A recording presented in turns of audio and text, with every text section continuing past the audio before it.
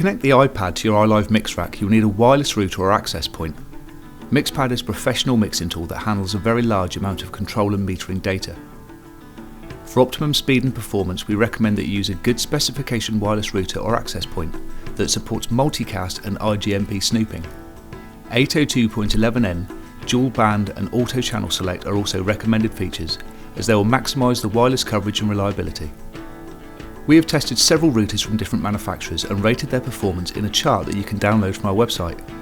Some work correctly with MixPad, Editor and Tweak all connected wirelessly to a mix rack, while others don't. Some are capable of handling a high number of connections, while others can't.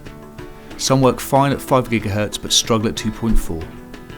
Using the chart, you'll be able to check how your selected model will behave in certain circumstances, provided it has the same firmware version loaded. The IP addresses to the router should be unique and compatible on the iLive network, so if your system is using the default addresses, which are 192.168.1.1, 2 and 3, for the mix rack, surface and touchscreen, you must give your router a different address, for example 192.168.1.254. Some routers come with a default address of 192.168.1.1, which must be changed before you plug it in, as it is the same as the mix rack. To change these settings, you will need to connect your router to a PC or Mac using a Cat5 Ethernet cable and follow the instructions provided by the manufacturer. I'm going to show you first how this is done using one of the routers from our compatibility chart, the D-Link DIR815. First, you need to type the default factory address in your web browser to access the router's settings, which is 192.168.0.1. The default username is admin and the default password is blank.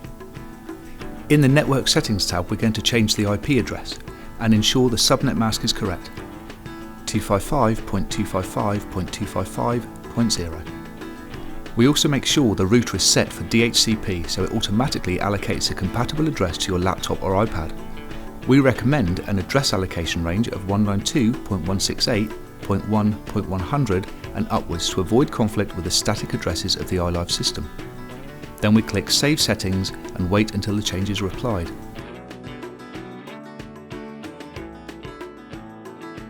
Now type the new IP address or use the link provided.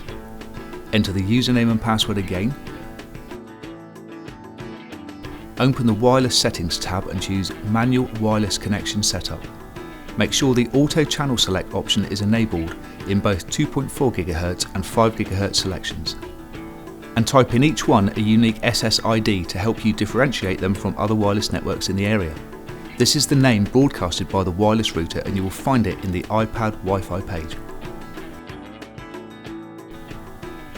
For security, we recommend you password protect your router. By enabling WPA PSK encryption, the iLive system will remain private from other iPhone and iPad users. We select Enable WPA, WPA2 as the security mode, and type the wireless key. Make a note of the key entered as it will be needed later. Click Save Settings again and wait until the changes are applied. The last step before logging out is to enable the multicast streams and wireless enhanced mode options in the Advanced menu, Advanced Network tab, and apply the settings.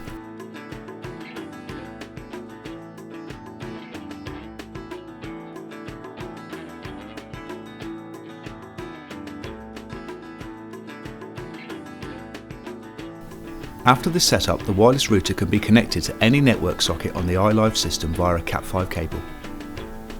Make sure the iPad Wi-Fi is turned on in the settings screen and your wireless router is selected. With dual band routers, you will notice that 2 SSIDs are available. Most of the times 5 GHz will result in a better performance with your iPad device. Type the WPA key if it's the first time you're connecting. Then check for good Wi-Fi signal strength. If you have low Wi-Fi signal strength or the wireless signal drops out, try to position the router within line of sight of your iPad and make sure that you're operating within the specified range of the router. To prevent interference from other Wi-Fi devices, try to select another Wi-Fi channel in your router settings if an auto option is not available. Ensure that multicast and meters are turned on in the iPad settings menu under MixPad app. We highly recommend that you keep it turned on and use a multicast capable wireless router. MixPad uses a lot of memory to work with the control and metering data. iOS 4 and higher are capable of multitasking, and therefore a lot of memory may already be in use with other applications currently running in the background.